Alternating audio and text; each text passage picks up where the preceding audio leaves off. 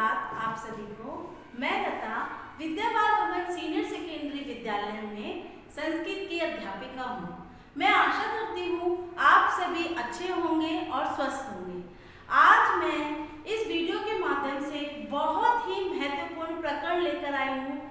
संस्कृत विषय में इसका बहुत महत्व है, इस प्रकरण का बहुत ही महत्व है, जिसका नाम है धातु परिचय।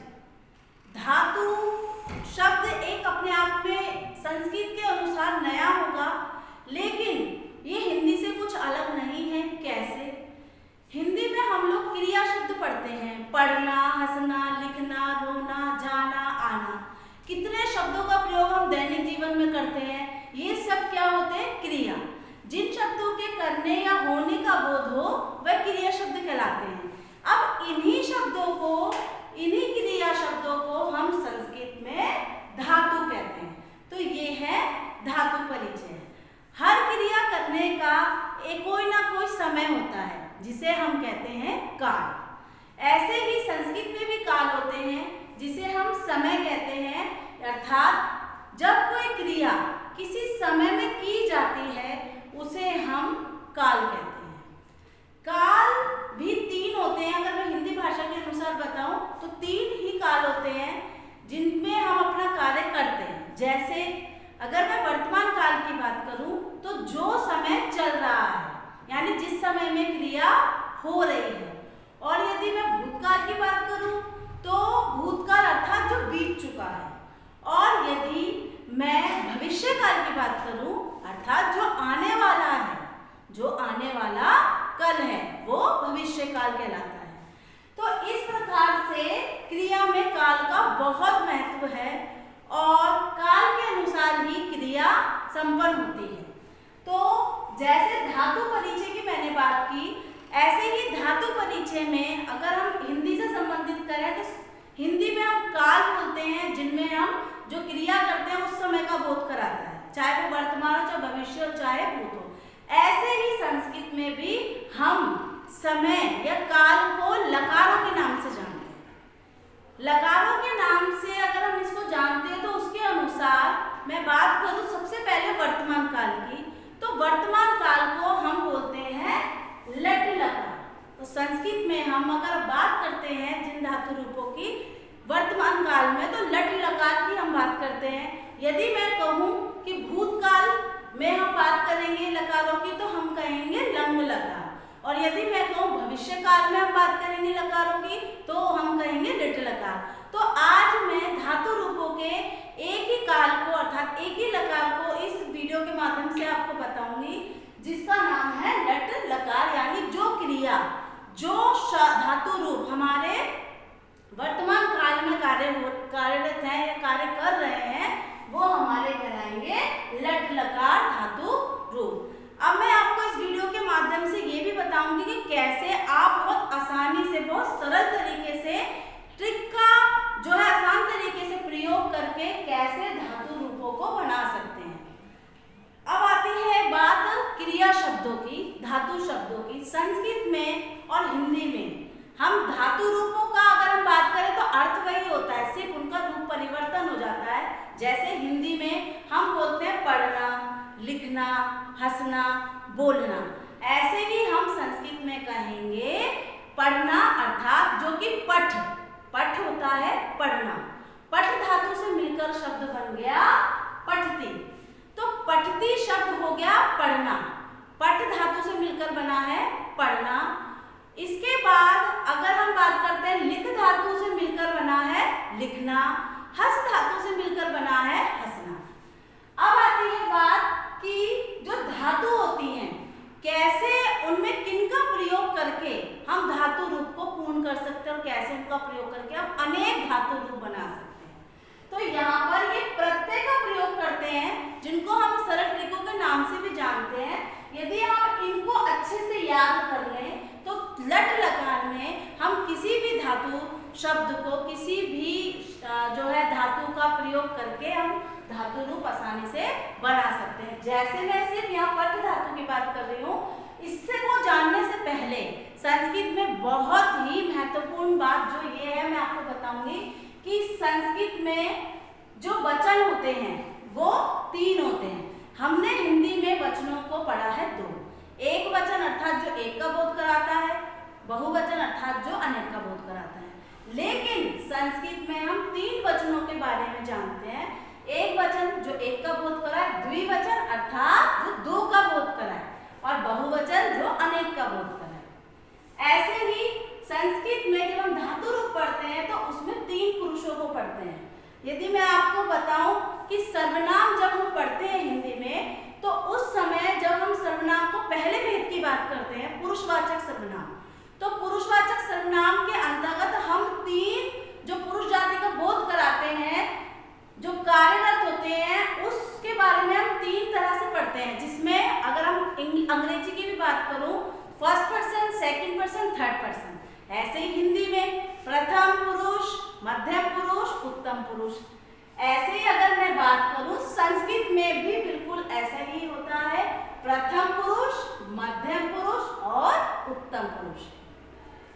अब प्रथम पुरुष क्या होता है और मध्यम पुरुष और उत्तम पुरुष, मैं आपको बताती हूँ।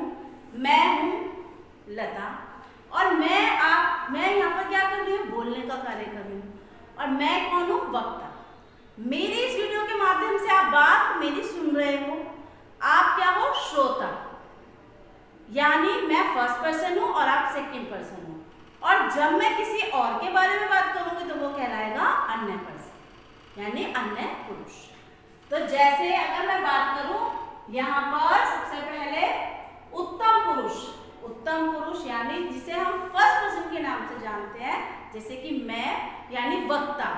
तो यहाँ पर उत्तम पुरुष जो स्वयं अपनी बात को कहता है वो हमारा उत्तम पुरुष होता है। इसके बाद मध्यम पुरुष, मध्यम पुरुष यानी जो मेरी बातें सुन रहे हैं, जैसे कि आप, तो आप क्या है, श्रोता। तो श्रोता यहाँ पे सेकंड पर्सन, ये क्या है, मध्यम पुरुष। फिर आता है प्रथम पुरुष, प्रथम पुरुष यानी अन्य पुरुष।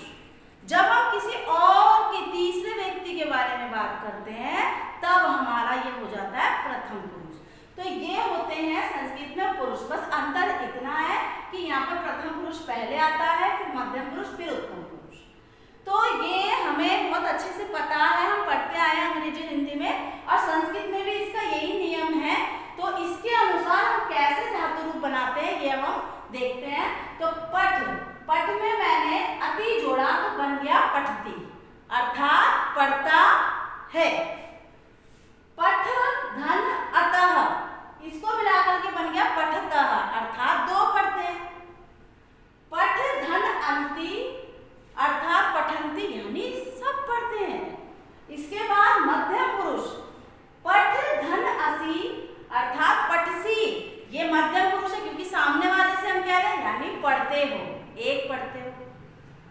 पठ अथः अर्थात पठता, 2 पढ़ते हो। पठ धन अथ पठत अर्थात सब पढ़ते हो। इसके बाद ये स्वयं के लिए उत्तम पुरुष जो बोल रहा है, पठ धन आमी पठामी, यानी मैं पढ़ता हूँ, पढ़ता हूँ। पठ धन आवा पठावा, यानी हम 2 पढ़ते हैं। पठ धन आमा पठामा, अर्थात हम सब पढ़ते हैं। अब आता है सबसे जो महत्वपूर्ण बात है कि हम इसको कैसे याद कर सकते हैं।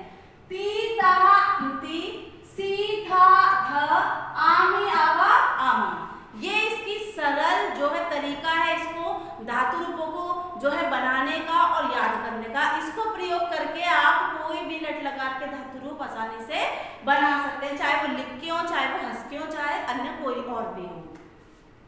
अब इसका प्रयोग देखते हैं कि इसका जो प्रयोग होता है वो किस तरीके से होता है। इसके लिए सबसे महत्वपूर्ण बात मैं आपको बता दूं, जब हम अंग्रेजी में पढ़ते हैं ही और शी, तो इन दोनों का अर्थ होता है वह, लेकिन ही होता है लड़के के लिए और शी होता है लड़की के लिए।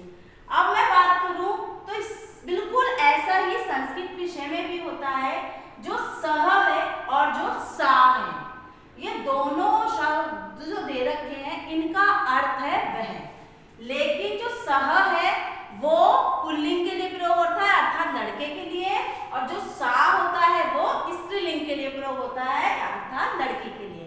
तो सा पठती, वह पढ़ता है, सा पठती, वह पढ़ती है।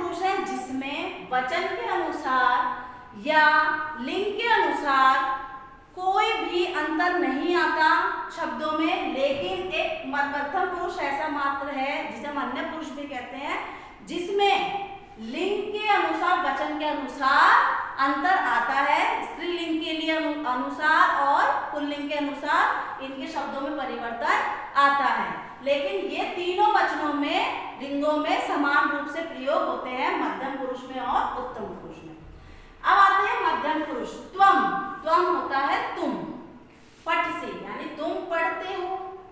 युवा पठतः अर्थात तुम दोनों पढ़ते हो। यूयं पठत अर्थात तुम सब पढ़ते हो। अहम पठामि अर्थात मैं पढ़ता हूँ। अहम अर्थात मैं, जो स्वयं के लिए आया है। अहम पठामि, आमि मैं पढ़ता हूँ। आवाम पठावः हम दोनों पढ़ते हैं। वयं पठामः हम सब पढ़ते हैं।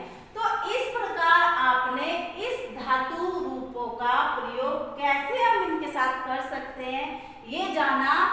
मैं आशा करती हूँ कि आपको ये वीडियो बहुत अच्छा लगा होगा और इस वीडियो से आप जो है कुछ ना कुछ सीखेंगे।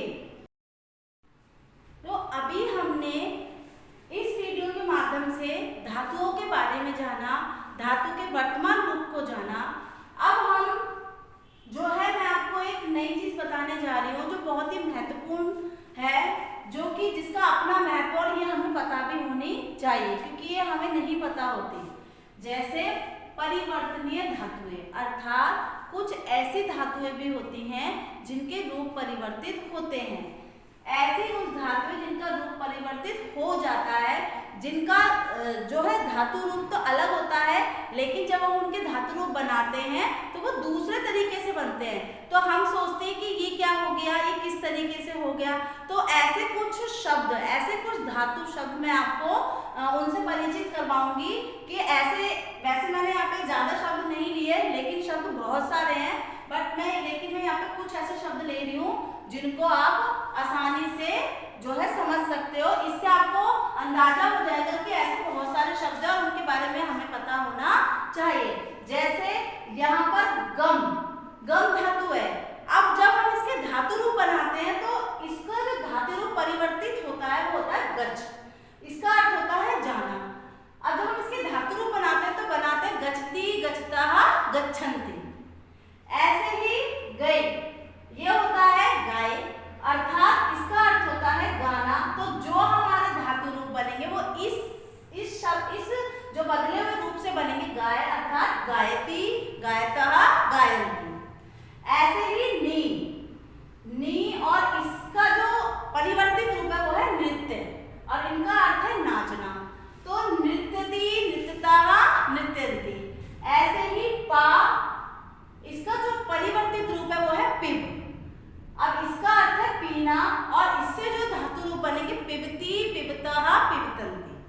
ऐसे ही दृश्य, इसका जो परिवर्तित रूप है पश्य और इसका अर्थ है देखना। तो इसके जो धातु रूप बनेंगे पश्यति, पश्यतः, पश्यन्ति। इसके जैसे और भी अनेक ऐसे धातु शब्द हैं जिनके रूप परिवर्तित हैं। मैं आशा करती हूँ कि आपको ये वीडियो बहुत अच्छा लगेगा और आपके लिए बहुत ज़्यादा लाभदायक भी सिद्ध होगा और आप इसका प्रयोग अच्छे से करेंगे। इसी आशा के साथ मैं ये वीडियो समाप्त करती हूँ। धन्यवाद। आपका दिन शुभ हो।